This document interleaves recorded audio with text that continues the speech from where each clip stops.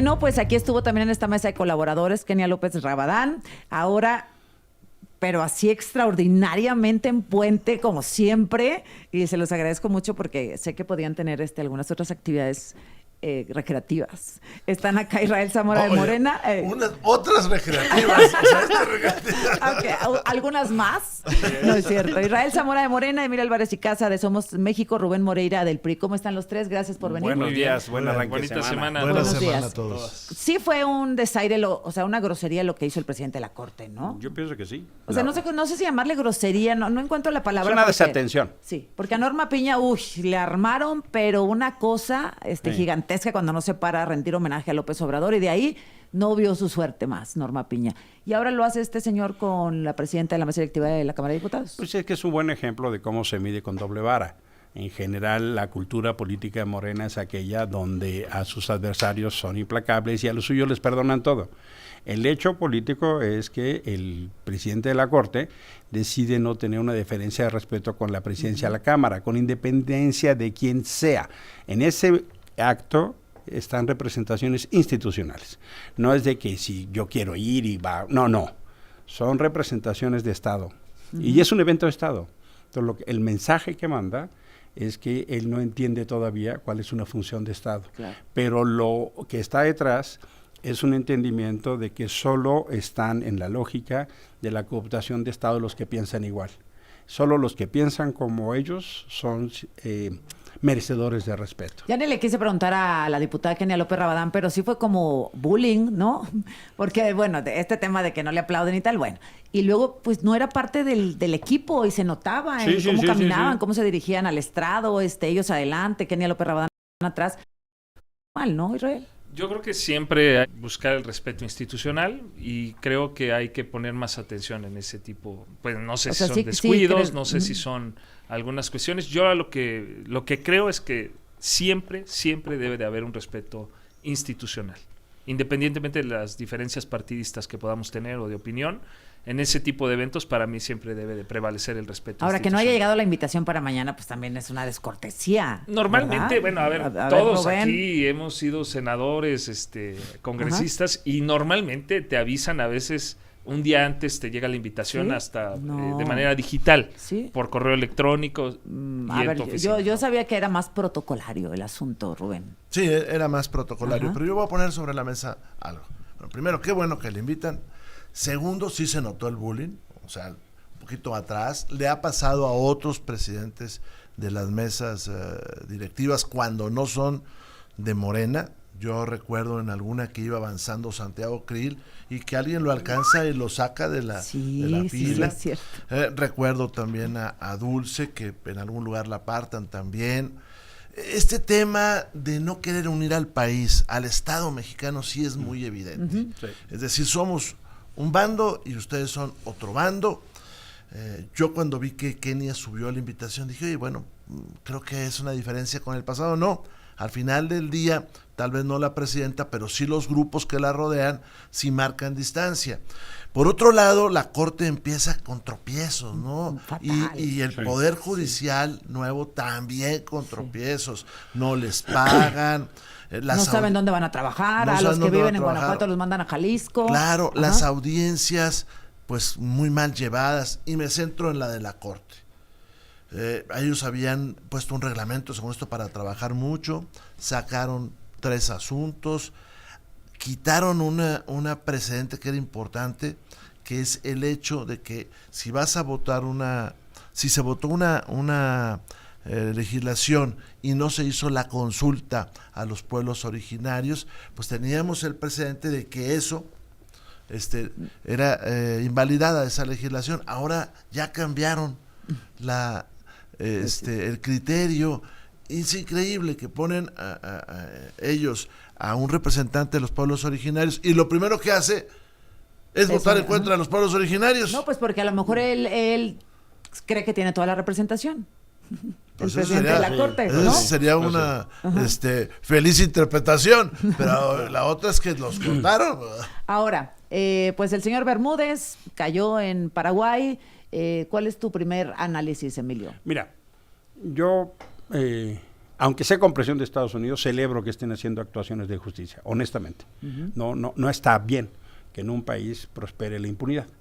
Y me parece que lo que estamos viendo en Descarnado, en el caso de la Barradora, yo estuve el jueves en Villahermosa, es muy impresionante la indignación que tiene la gente por lo que está pasando, porque es la antítesis de lo que debería ser. El secretario de Seguridad instala una red de complicidad, de secuestro, de extorsión, es decir, el aparato de seguridad del gobierno del Estado, que es el emblemático de Morena, se viste de criminal. O sea, el señor que es líder de un grupo criminal de la Barredora se sentaba en las mesas de seguridad a escuchar las estrategias con las que teóricamente se tenía que combatir a esos grupos. Yo pienso que con independencia de la responsabilidad penal o administrativa que pueda existir, Adán Augusto tiene una responsabilidad ética, política ineludible. No es verosímil, no es creíble, es la misma regla que con Calderón. Tanto dijeron que él debería haber sabido con García Luna, que exactamente aplica la misma regla. Pero ¿cómo responde Adán Augusto López? Pues con un comunicado muy errático, muy extraño el fin de semana, que él pidió que se investigara a Hernán Bermúdez. No, hombre.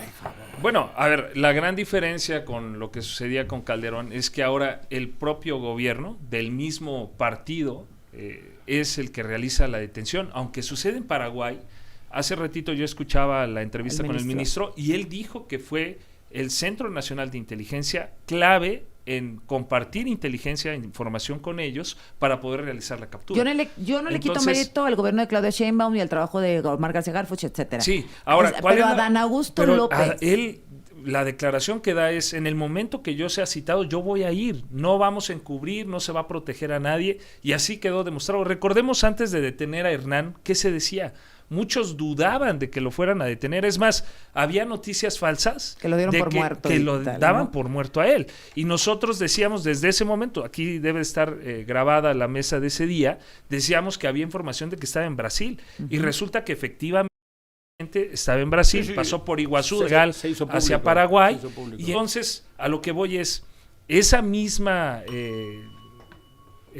contundencia que se tuvo para detenerlo es la misma que va a haber en la investigación. No le quito mérito al gobierno de Claudia Sheinbaum, pero, insisto, nos desviamos a lo grande, al bosque que es Morena. Y aquí estamos hablando de Adán Augusto López, un tipo muy cercano a López Obrador, que decía que era su hermano, que fue su secretario de Gobernación, que tuvo a un criminal como secretario de Seguridad en su gobierno. Rubén, algo tendría que ser Adán Augusto López o algo tendría que ser la presidenta.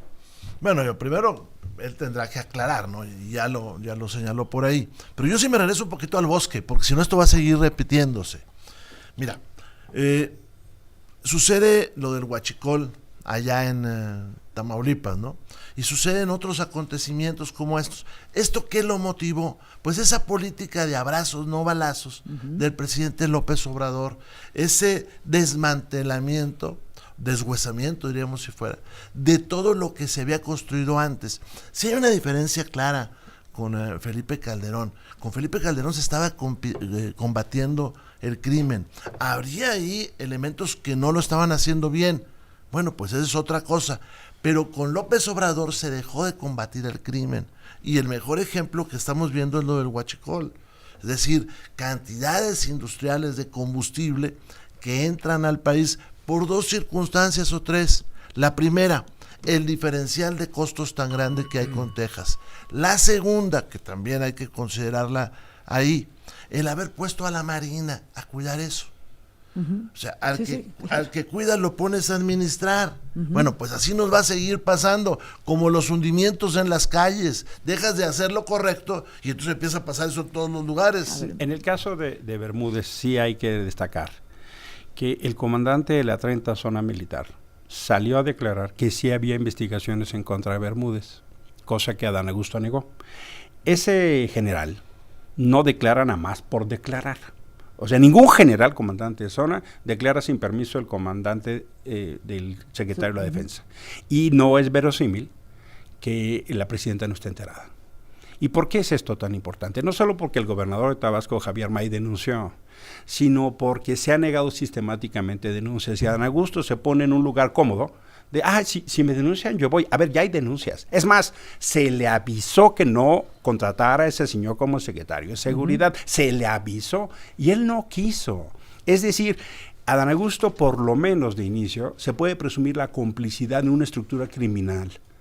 El secretario de Seguridad Pública generó la cabeza de un cártel llamado La Barredora, de donde se obtuvieron recursos ilegales. Por eso la presunción de la complicidad criminal del gobernador, y hoy coordinador de Morena. Regreso contigo. Este mes patrio